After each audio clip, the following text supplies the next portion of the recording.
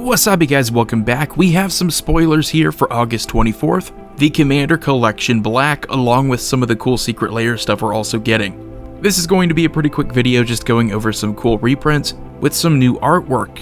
And we see Command Tower here and Sol Ring Commander staples regardless of color. I do kind of think it's weird that we get these in a Commander collection for a color, just because it took up 2 spots for what could be 2 more black cards, but I think the artwork in the Command Tower especially is pretty sick. We do have the awesome Toxic Deluge. Artwork is a little bit questionable, but it's still going to be a pretty good card. Reanimate being one of the best value cards in black. For 1 black mana, you pretty much get to do something that is standard for a lot of good decks in the format. If you're able to bring back any creature from any graveyard for just that little bit of mana, you're going to be doing pretty well. And Phyrexian Arena looks pretty cool. I don't exactly know what I'm looking at here, but this is always one of those cards that I've been a fan of playing in black, just over time sitting on that advantage at the beginning of our upkeep, getting another card to draw. Now these next cards, it's where it gets a little bit more interesting because now we're not just talking about staples. We have Ophiomancer getting a reprint in this Commander Collection set, which, as we all know, it's not like a typical reprint. It's not going to affect the accessibility of the card, so its value is still probably going to hold. This is one of those weird cards from Commander 2013 that hasn't been reprinted, and because of what it does, it just keeps getting you that 1/1 snake if you sacrifice it over and over again. It's useful in a lot of decks where you're looking for sack fodder. The artwork, though, is a little bit uninspiring. I think I like the original artwork a little bit better, but that's just me. And then we have Ghoulcaller Giza, another card originally printed in a Commander product. Kind of like with Toxic Deluge, I forgot to mention Toxic Deluge was originally from Commander 2013 too, to go with Ophiomancer, but Ghoulcaller Giza was from the year after. And I never thought she was super powerful, but if you are looking for a way to sacrifice some zombies, get some more zombies, this can be a pretty good way of getting more zombie tokens overall. And then Liliana Heretical Healer, this is the flip planeswalker from Magic Origins. Whenever another non-token creature you control dies, you exile her, then you return her to the battlefield transformed as the planeswalker with a 2/2 black zombie creature token.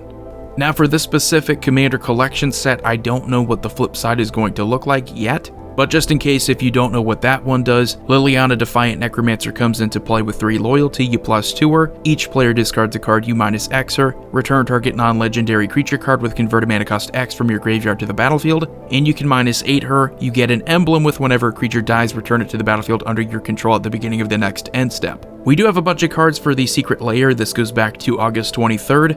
We have a cat-themed Secret Lair featuring the cards Kodama's Reach, Heirloom Blade, Generous Gift, and Chain Lightning. So all of those, with the exception of Chain Lightning, are actually pretty good in Commander. And we get another Secret Lair here with the artwork of Thomas M. Baxa. Get Sire of Insanity. That's a pretty fun card if you ever want to fool around with this card. We have Spellskite. We get Sliver Hivelord, which is a little disappointing. It could have been one of the more expensive slivers, but still pretty cool. And then we have Obnixilis Reignited. And the next Secret Lair here does feature the artwork of Alexandre Chaudhry. It's very difficult to read from the spoiler page itself, so I do apologize for that. But we do get an Orin Frostfang, we get a Meandering Tower Shell, we get a Vindictive Lich, we get a Thragtusk, and we get a Brazen Borrower. And the theme here is math is for blockers, so that's why they're all pretty good blockers, or good attackers, I guess. We get Kamigawa Inc., a Secret Lair with Kamigawa Inc. We get these legendary creatures, Reki, the History of Kamigawa, very underrated mono green commander.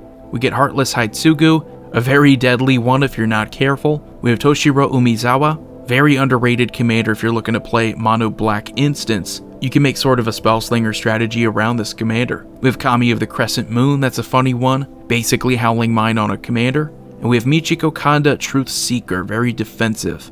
And then we get a Secret Lair called Teferi's Time Trouble. You get these 3 planeswalkers, Dak Faden, Teferi Time Raveler, and Karn the Great Creator. These are pretty cool. It's sort of a what if planeswalkers were a card type before the modern era began. So way back when you had all the older card borders, it's really cool looking at cards because we never had back then a colorless non-artifact card. So this is just sort of like a white card or like a grayish card, which isn't a border that we've seen before. And then we get the last Secret Lair here, Johannes Voss. Again, I'm probably not pronouncing these names right, so I'm doing my best here. We get these really cool, it looks like anime, Sphere of Safety. We get Sanctum Prelate. We get Karmic Guide. It's a very good staple. And we get Carpet of Flowers. So anyway, that's going to do it for today's spoiler video. Stay tuned because we do have some Innistrad Midnight Hunt spoilers coming out here pretty soon. Void here signing off. I will see you all next time.